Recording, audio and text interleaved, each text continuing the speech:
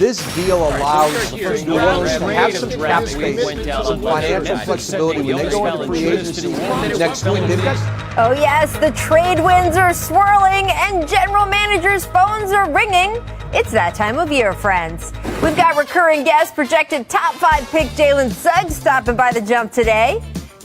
What about Luka Doncic? Is he the best player in the world? That's what they're saying in Tokyo. We'll discuss that. A little Luka magic for you. And we're counting down Steph's top shots of the year. All that and more. So grab a glass of water. You're going to need it. The Jump starts now. Welcome to The Jump. Presented by Credit Karma.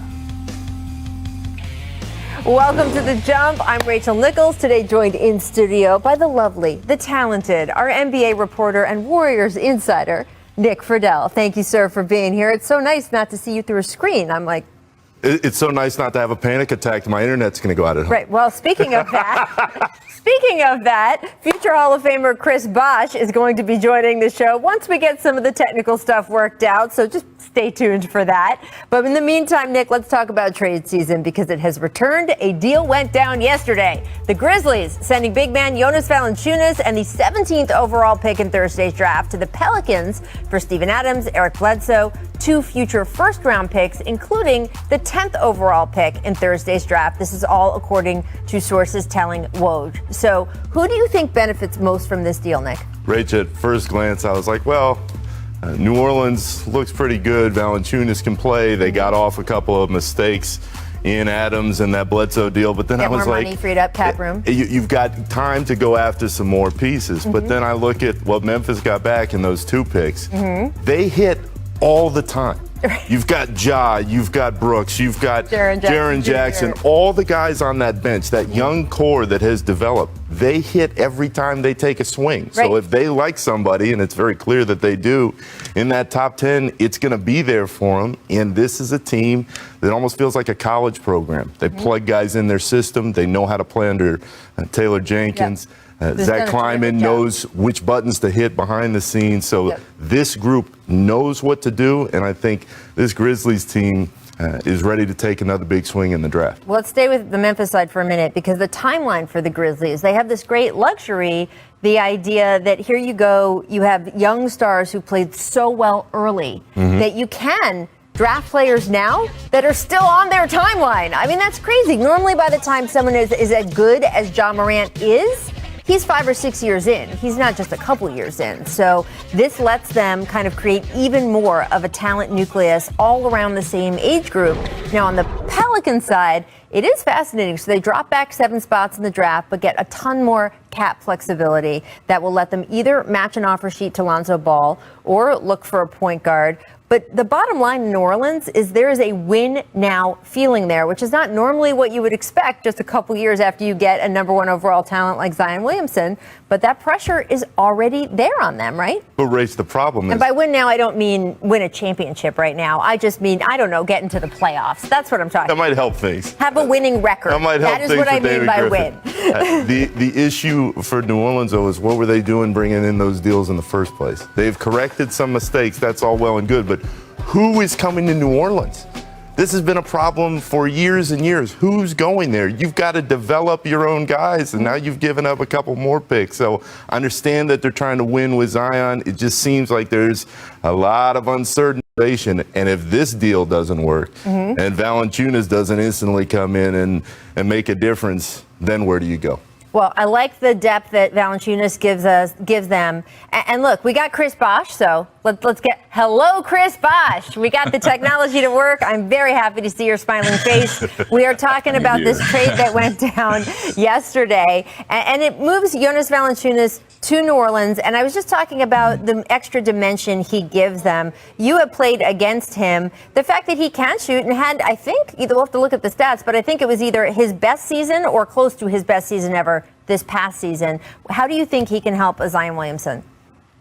Well, I mean, you can definitely, he's one of those players you can plug in and be successful right away. He can stretch the floor, and he is a big body that can control the paint, rebound, lay some wood in the lower region in the paint.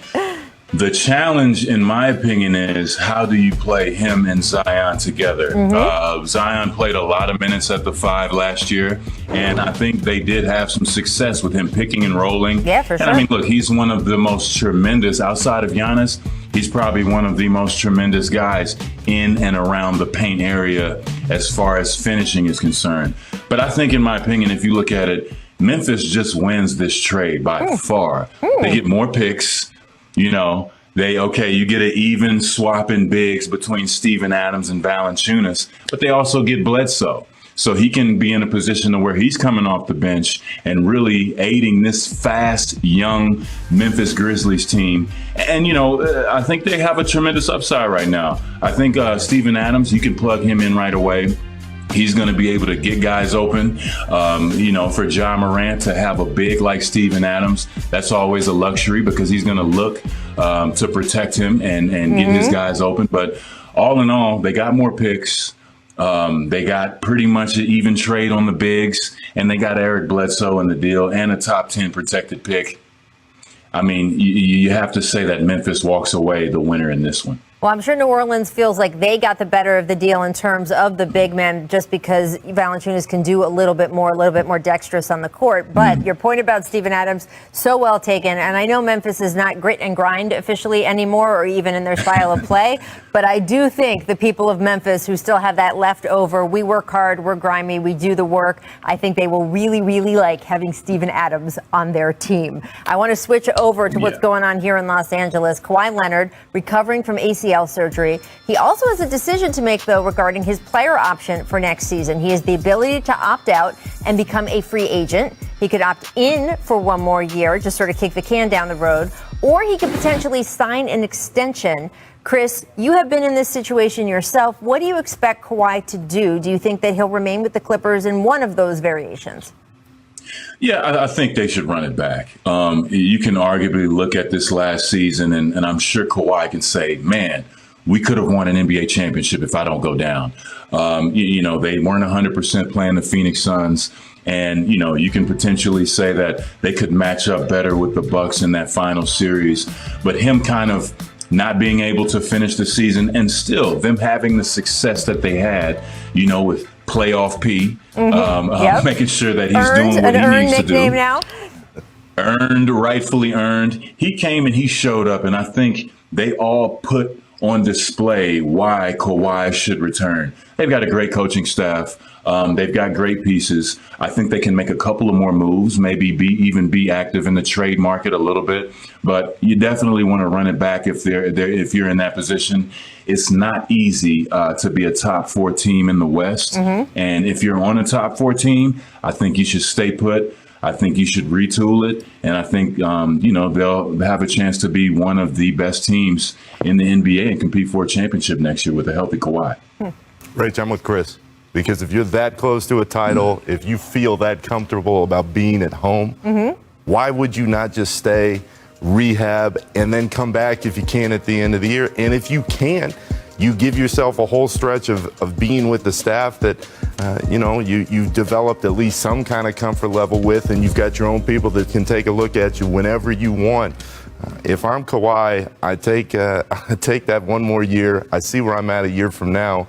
And if I can come back with a group that I know is that close to a title, I'm giving them a chance. It's so hard because we just don't know how long he's going to be out. This injury has been a little mysterious the whole time. It was labeled a sprain or a strain, and then it was upgraded to say a partial tear. I don't know how much is a partial tear. Is it like 98% or is it 9%? We don't know what got repaired. We do know it requires surgery. And this is the kind of injury that could have him out for most of next season and then not rejoin the team until the playoffs, or maybe even sit out the whole year. It's just unpredictable, and we've seen that with Kawhi Leonard and his health, which then again makes you think maybe he will opt out but re-sign so he can have that security going forward. I do think we learned with Kevin Durant, though, a player who is of that caliber, no matter whether he's injured or not, people will want to sign him. They have some faith that he will get better, and that is the guy that you want. The money will always be there. The money will be there. Yeah. Let's talk about another guy who would like to command some big bucks. Kyle Lowry, also a free agent, 15 seasons of NBA experience, an NBA title on his resume. Definitely going to draw some attention on the free agent market. Of his 15 seasons, 9, of course, were played in Toronto, where he holds a number of franchise records. So, Chris, Kyle's really Mr. Raptor right now. Do you think that he will stay in Toronto, where you, of course, also played, or will end up going elsewhere? Look,